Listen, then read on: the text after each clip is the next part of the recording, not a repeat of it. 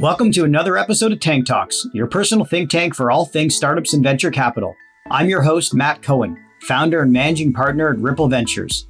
On today's show, we are talking about the future of recruiting and the impact of human biases with co-founder and CEO of Datapeople, Amit Bhatia. Amit and his team have spent the last 6 years trying to solve the problem of using data to fix the issues around traditional recruiting practices.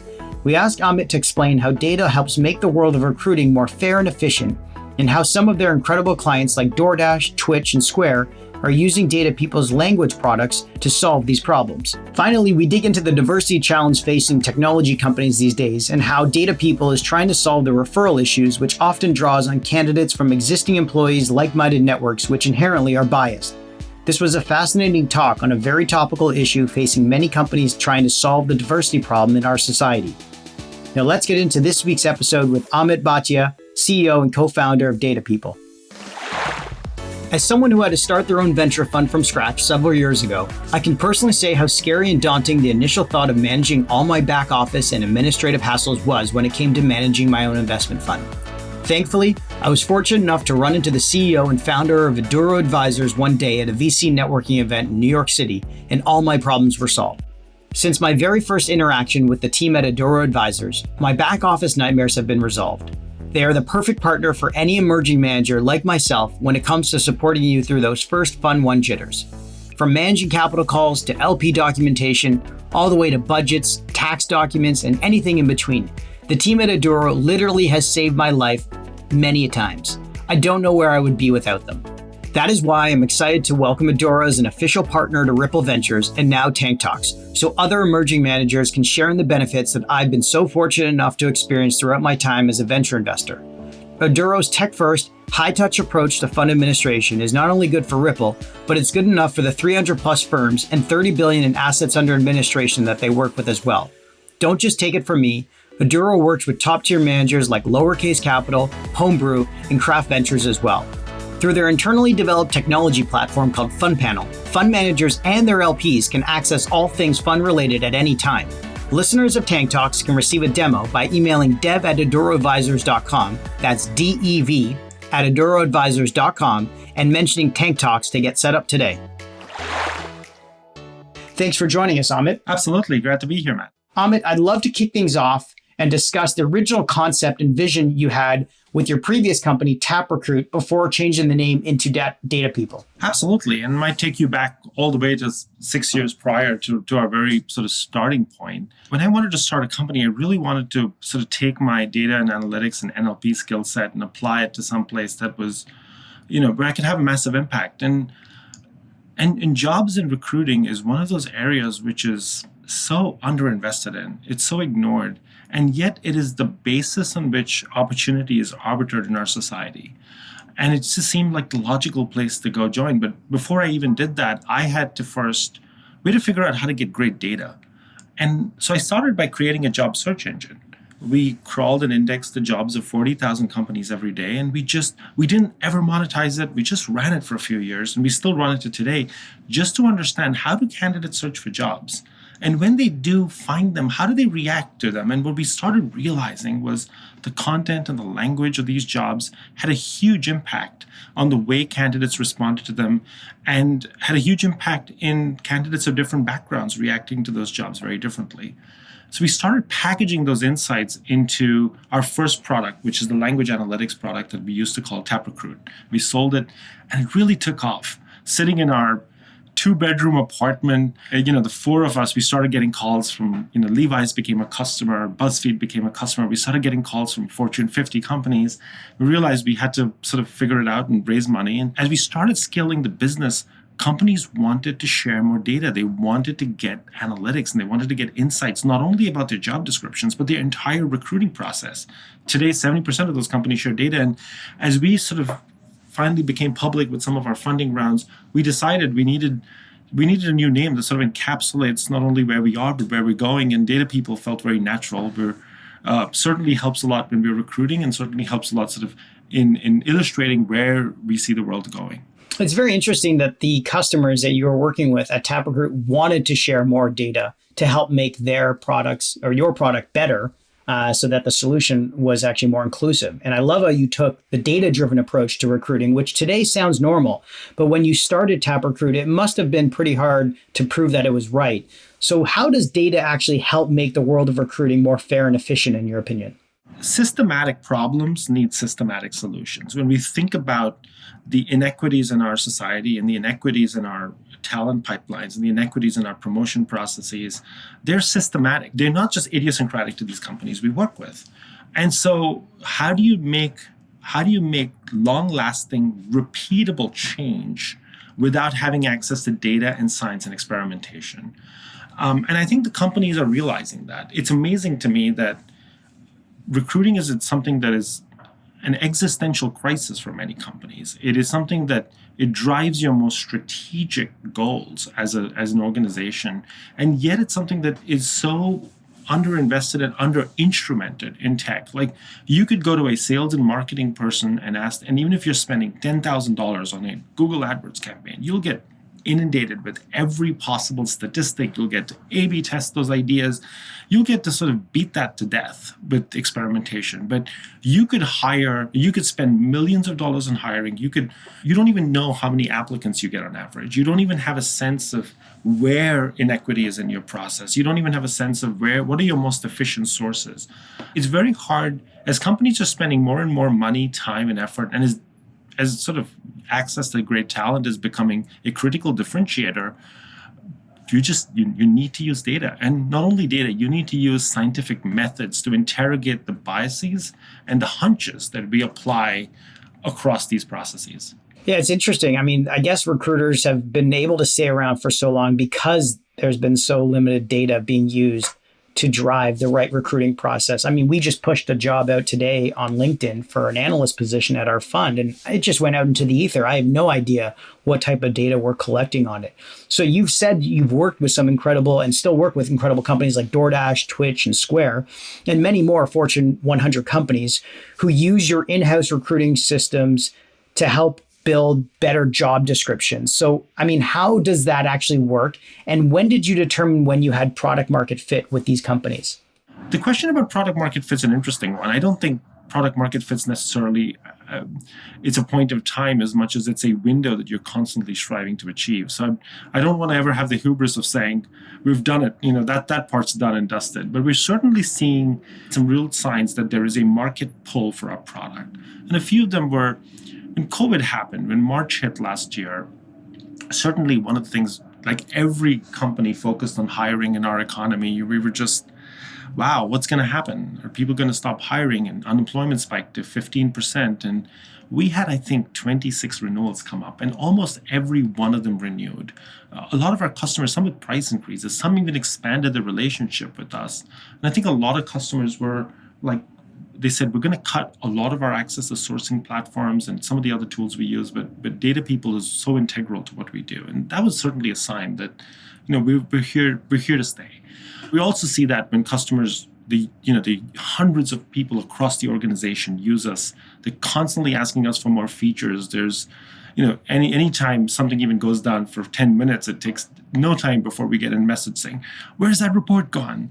And the customers want to work for us. Actually, 2 of our employees now are former customers of ours, and we're very lucky to have these wonderful people who understand and see our vision.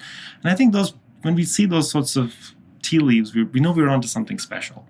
Well, I'd say you're onto something special. As soon as a product goes down and someone can't perform their job, and you're getting a bunch of inbound requests saying, "Hey, get this thing back up and running," and, that's our sign of product market fit, at least from our side of the world. So, congrats on that. And then also going through a pandemic and realizing how important a solution like Datapeople is. I mean, you called it a command center.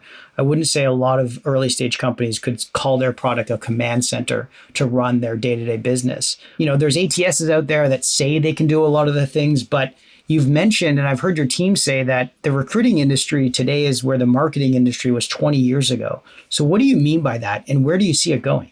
So when our customers come up, when they're going out to their monthly leadership meeting, The head of recruiting is presenting their metrics, and they look around the room, and sales has these fantastic reports, and they have all of these charts and data. And marketing has an incredible stack that's able to deal with attribution all the way down to running very scientific experiments and controlled experiments. Finance has their own ledgers. And recruiting is still in this process like 20 years ago where they're in these meetings and it's all qualitative. Their ability to deliver on very basic ideas is very limited by the instrumentation that they lack. They can't, or most recruiting teams couldn't tell you what is their recruiting capacity. They couldn't tell you if you added an extra recruiter, if you added an extra sourcer, what would that do to recruiting capacity? How do they scale their team as the strategic goals of the business change? And how should they balance if they were given a substantially larger recruiting budget for next year, how is that best spent?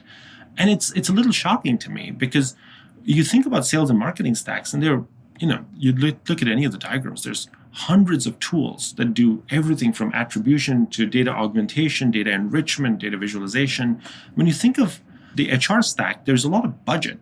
But after the ATS, everything else feels like it's a very point solution. There's sourcing marketplaces, there's referral platforms, but there's really nothing to create attribution, to organize the data, to visualize that data effectively. So even the most basic reports that customers rely on requires a data analyst to pull that data as CSV files, spend a bunch of time transforming it, and the results and put it back into something like Tableau results in these very brittle experiences. And that's just not good enough. What we've realized is that there's just this, it's really important that that we provide these sort of both the augmentation and the organization and the visualization to help instrument your business from a recruiting standpoint, but also for an industry it's always struggling to be able to hire data analysts or data scientists, we need to make sure these tools not only give you the data, but allow you to make decisions on that data, allow end users to make decisions on that data. And that's what we're driving towards. Yeah, I completely agree. There's so much white noise in the HR tech stack. In sales and marketing, especially in sales, we have so many solutions that help you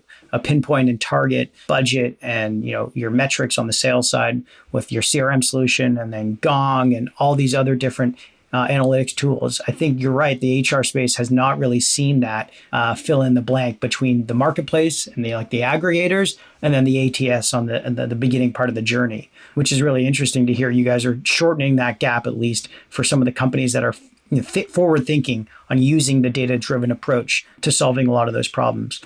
So you mentioned that during COVID, you saw an increase in usage and renewals. But one thing I would love to ask you about is in the recruiting process, we've talked about how it's very unfair and there's not a lot of transparency.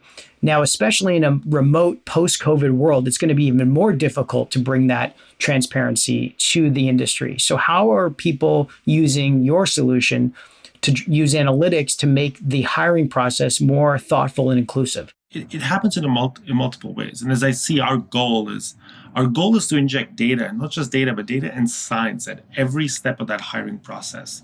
And it starts right up with the job description. When a hiring manager is conceiving the job for the very first time, we've got to make sure that she or he is putting together the job that actually makes sense for the end candidates, that is calibrated for that local talent market.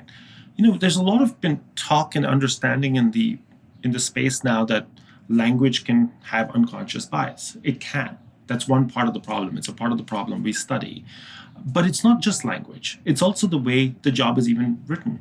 It's even the way the qualifications are calibrated. Hiring managers inadvertently will inflate the title, will add an MBA where it's not needed, will add agile without considering the ramifications that might have on whether this job will get found, whether this job will get understood, whether this job will allow people to feel welcome and qualified, whether you're asking for too much.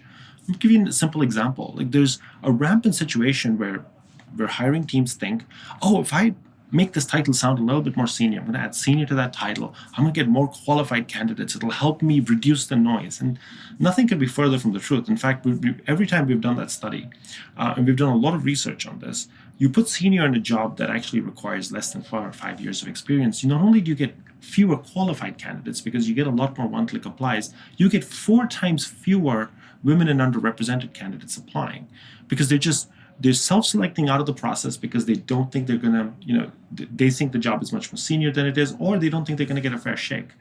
And it inadvertently becomes a very exclusionary hiring process rather than an inclusionary hiring process. But we then take that a step further. When first is, let's help the hiring teams calibrate the job correctly for that local talent market.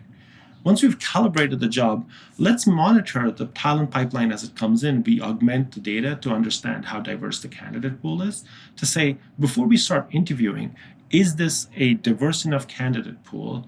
And is this a qualified enough candidate pool where we should start interviewing them? And then as you're starting to interview and you're starting to sort of systematically look at the pipeline, we're providing analytics and data to say, what are the sources that are getting you the best candidates? What are the sources that are getting you diverse candidate pools? Where are you relying very heavily on sourcing, on referrals, on agencies that might be less representative, less inclusive? What type of assessments are you doing that are seeing massive drop-offs in underrepresented candidates as they make their way through the pipeline, and really helping you create the right process interventions to systematically solve those problems, to systematically ensure that you're having as much equity and representation at the top of your process, and that it's making its way through the process and actually resulting in hires and outcomes that you want, and helping you meet some of your inclusion goals that companies are increasingly rightfully focused on. Wow, it's so interesting to hear you say how job titles, especially in tech companies, they're like given out with no thought at all to them. We see companies giving out VP titles and senior and head of all the time, but there's really no logic to why they're doing that. And now you're saying not only is it hurting the candidates that are applying, it's also hurting the candidates who you may want to apply but choose not to because of self-selection. So how is the data in your system? You've given examples like I've seen on your website. If you want to write a job description, you kind of use like a Grammarly to suggest other words that could be more inclusive. Is that kind of the way that you're giving people examples of it?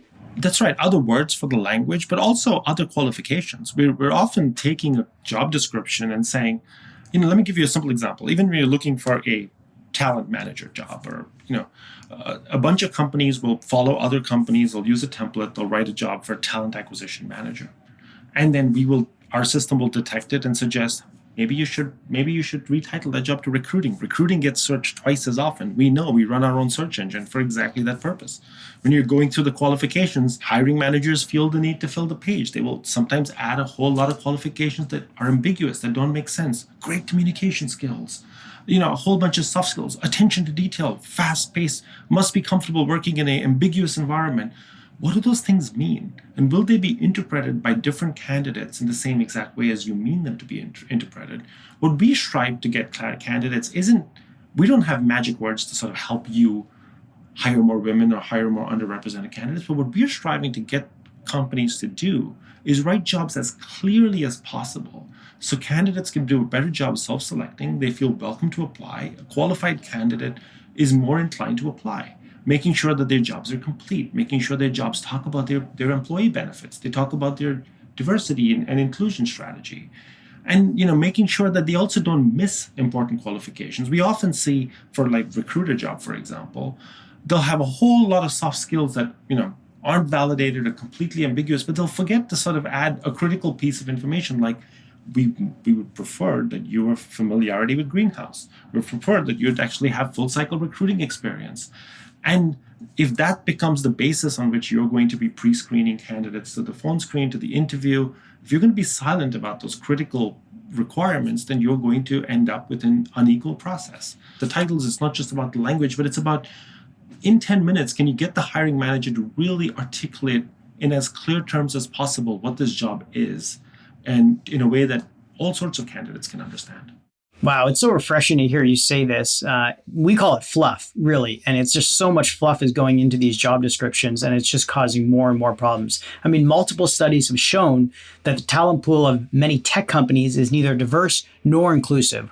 And while most agree that it's a problem that needs to be fixed, many companies are still struggling to find concrete ways to improve the diversity of their talent pool.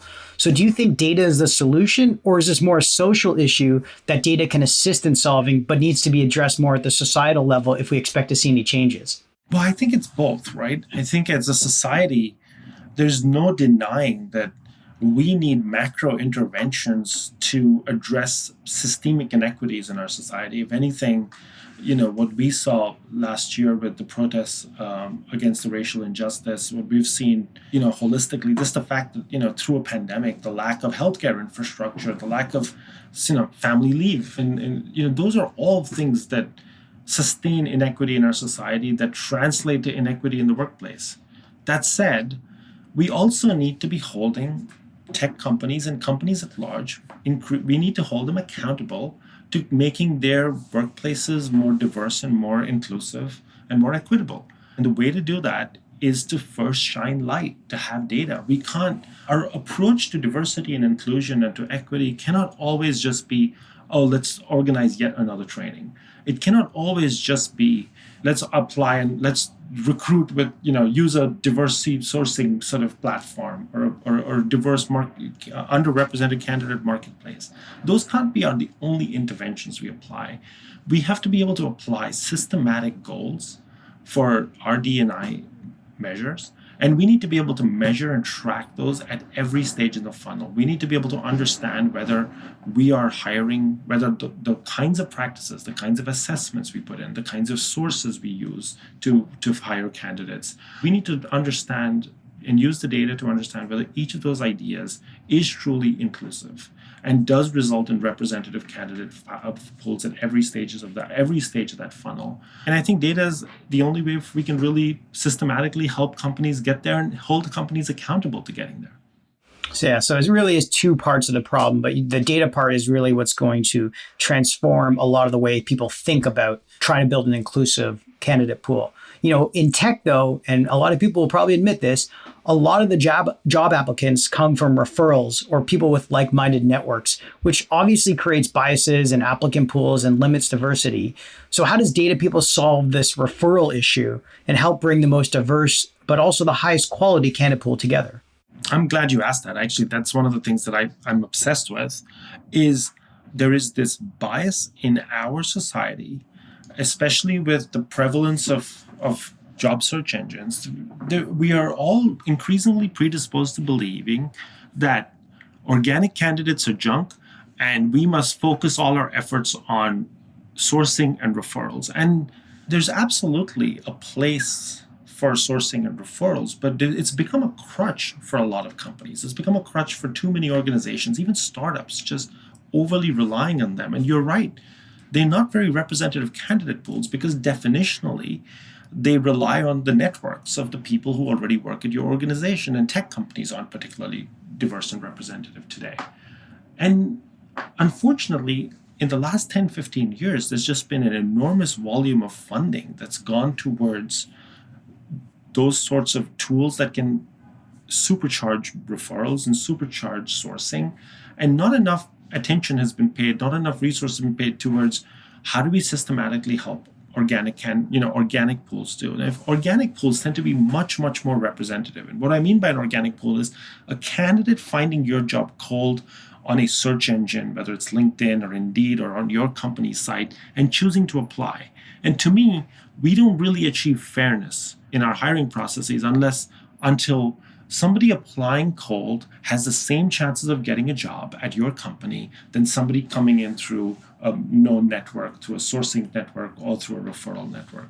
The way we try to solve that is by changing the signal to noise ratio. One of the reasons companies ignore organic candidates, they ignore that, is they're like the signal to noise ratio is really low. We've seen that with a bunch of our tech customers, including someone like BuzzFeed, where then by recalibrating the jobs to be more effective, to be more findable, to be more clear, and then recalibrating your budgets and your efforts to focus on the channels that are getting you better and more qualified candidates, if we can take the signal to noise ratio of your organic candidates to be much more normalized, you can suddenly you're starting to hire more fairly, you're starting to get a more representative candidate through the pipe, but also, by the way, you're starting to get more efficiency and your hiring costs get much cheaper because it's a lot cheaper to hire somebody who's applying cold to your website or applying to you through Indeed or LinkedIn than it is to pay a headhunter to go find a candidate, or it is to use a sourcing platform. Diversity and inclusion doesn't have to be a tension against cost and efficiency. It actually, both of those goals can be achieved at the same time.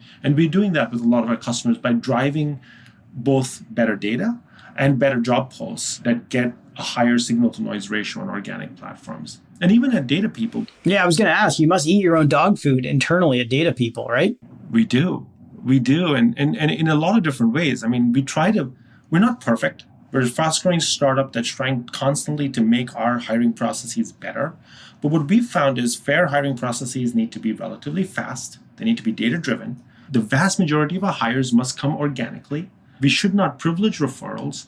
And we do a few additional things. For example, we try to standardize the process as much as possible. We try to, give us candidates as much clarity through the process. And for example, every job at our company that we hire for, we have a project stage at the very end, which is typically a 3 to 5 hour take-home project that we pay candidates for. Because too often we're seeing in the hiring markets that companies take advantage of candidates and taking they put an inordinate burden on candidates to do a lot of home as part of the assessments.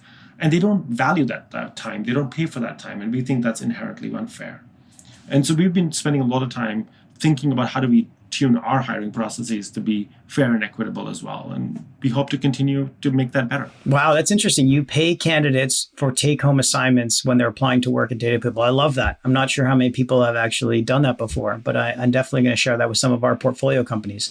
At Ripple, we launched our own Ripple X Fellowship program, which invites students from universities and colleges across the US and Canada to learn about venture capital and startups while they're still in school. And we've done a pretty good job of having a 50-50 split between male and female, as well as 40% are from diverse backgrounds. And one of the greatest benefits has been the recruiting we are getting from this, not only for ourselves at Ripple, but also for our portfolio companies.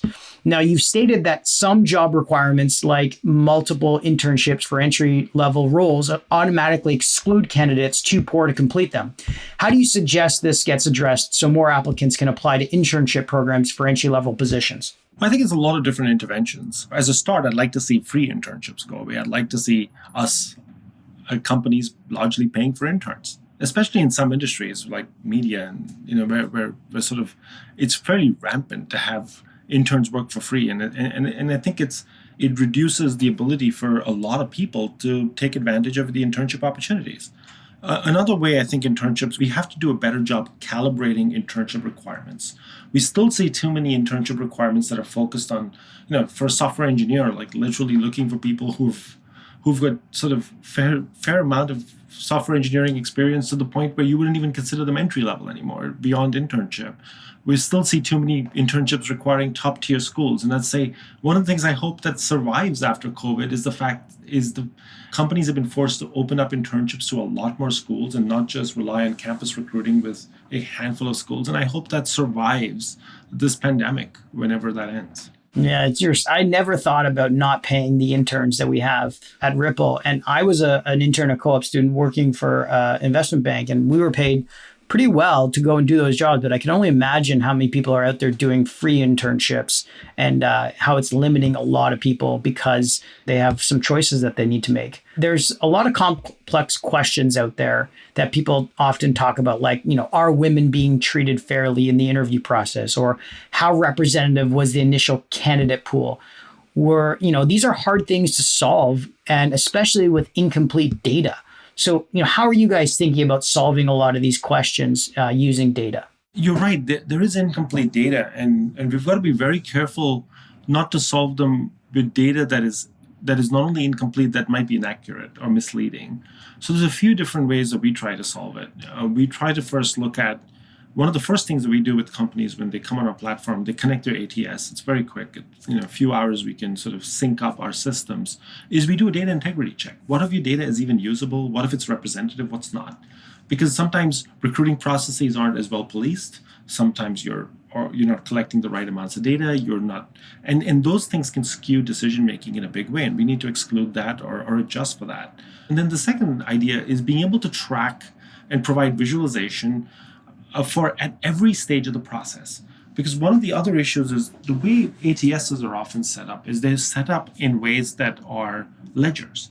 And often there's very little annotation in there. So, for example, if you're a large company and you're looking at your jobs, it's very easy to say, oh, diversity of my candidate pool went up substantially. I now used to get 20% of women in engineering, now I get 30%. And then we can celebrate that. And you could flip it around and you could commiserate that. But we've got to ask the bigger question. Why is that happening? What is happening? Because what you realize is a lot of companies, most companies, don't have any annotation beyond department or cost center. But engineering as a department is not really a homogeneous set of jobs. The behavior and the outcomes of a junior front-end engineer in Cincinnati is very different than the behavior and the outcome for a senior machine learning engineer in San Francisco. The time to fill, the representation of those candidate pools, how many candidates we even expect to get. So we have to adjust for those things. One of the things that we do as part of our analytics process is augment the data. Our algorithm reads the jobs. It converts the sort of natural language text into structured data and understands, this is a senior engineering role in this location with machine learning and Python experience.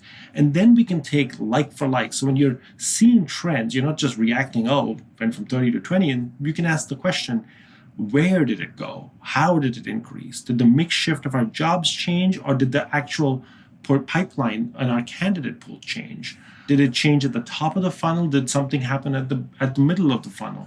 We can really interrogate and ask questions and benchmark that data to make sure that we're actually arriving at the right conclusions, and then can influence process to continue to drive improvements in these candidate pipelines.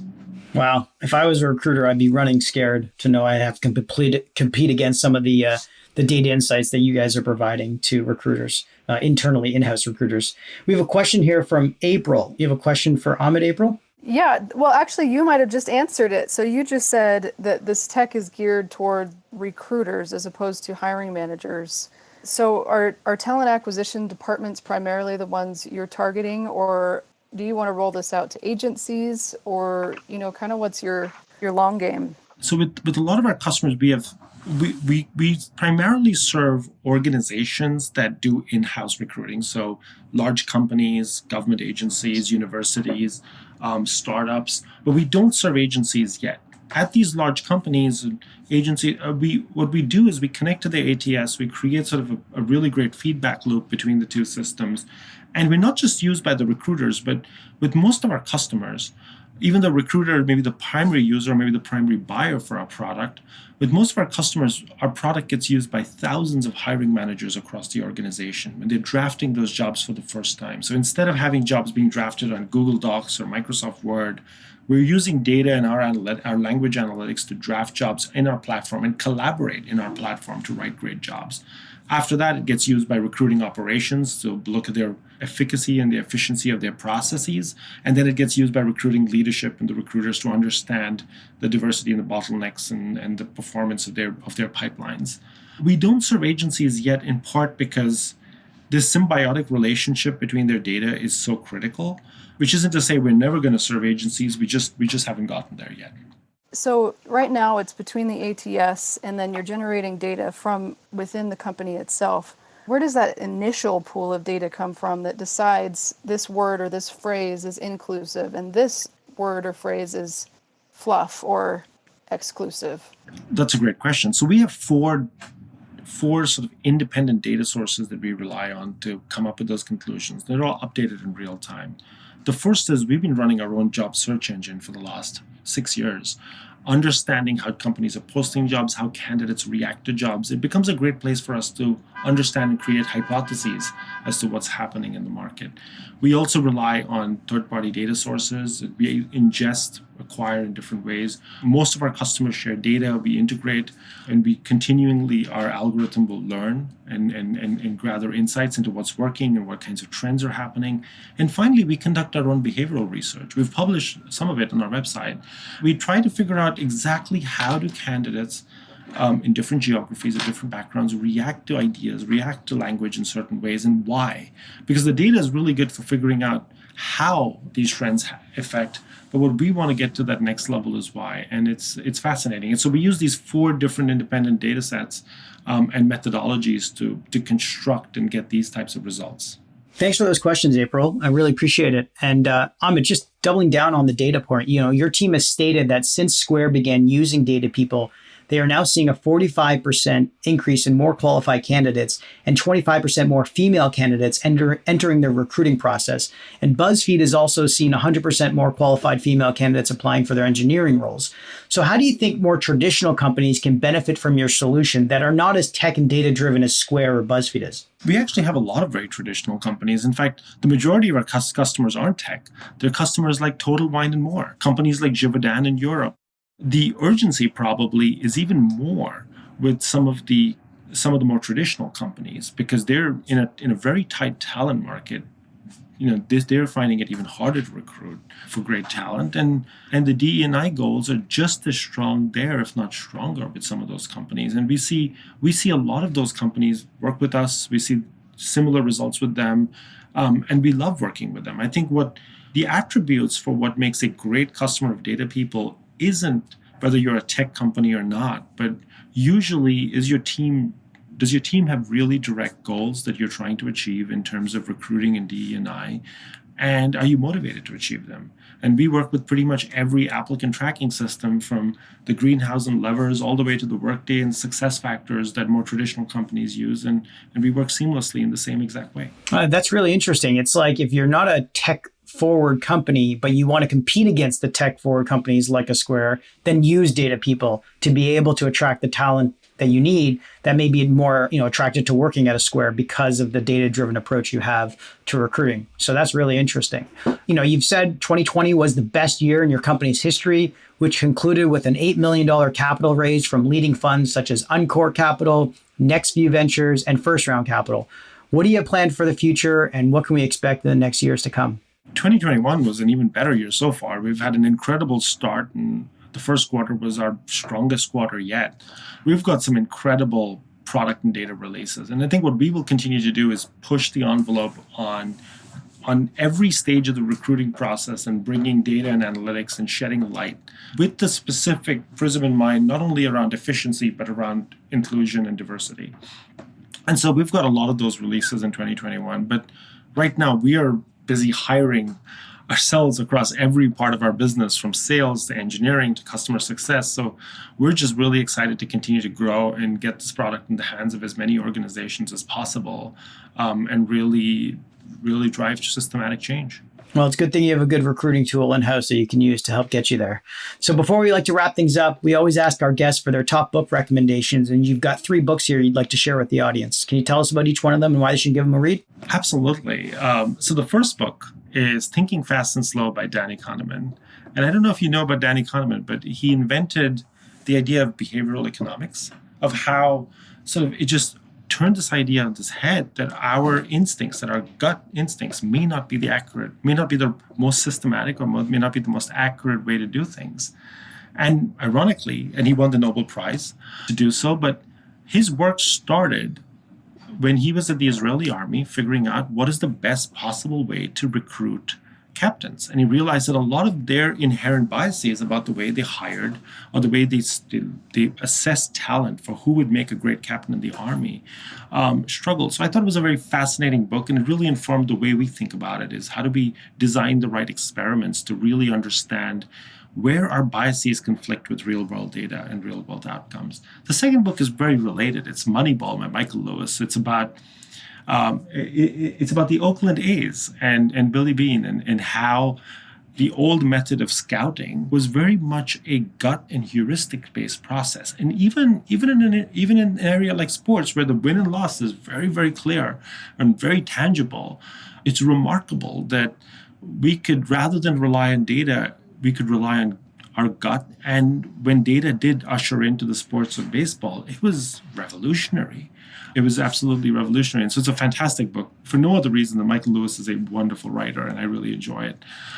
And then the final book is The Three-Body Problem. I'm a huge science fiction fan, and Three-Body Problem by Liu Chin, I hope I pronounced that name right, it is one of the most refreshing science fiction books I've read in a long time. And it's remarkable. I mean, a lot of science fiction has been fairly largely dominated by some of the canon and Western literature, all the way from Foundation. And for anyone who's a science fiction aficionado, I think The Three-Body Problem was just such a it's so different, and it's so thought-provoking. And each of the three books as a trilogy just makes you think about how different skills and how different ideas can come together to do something really amazing. And so those are the three books that I take to a desert island with me to read.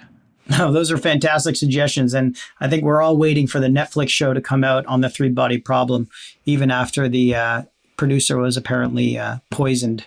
But we're waiting to see how that one comes out with the creators of Game of Thrones, who are, I think, directing it, if I'm not correct, Benioff and D.B. Weiss.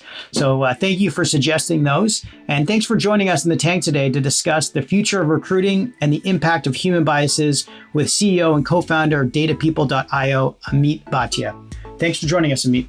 I really appreciate it. Thanks for having me. I enjoyed it immensely. Thanks for listening. As always, if you enjoyed this episode, please leave a review on Apple, Spotify, or wherever you listen to your podcast. And make sure to give me a follow on Twitter or Clubhouse if you want to be in the audience and ask a question on our next Tank Talk. Until next time,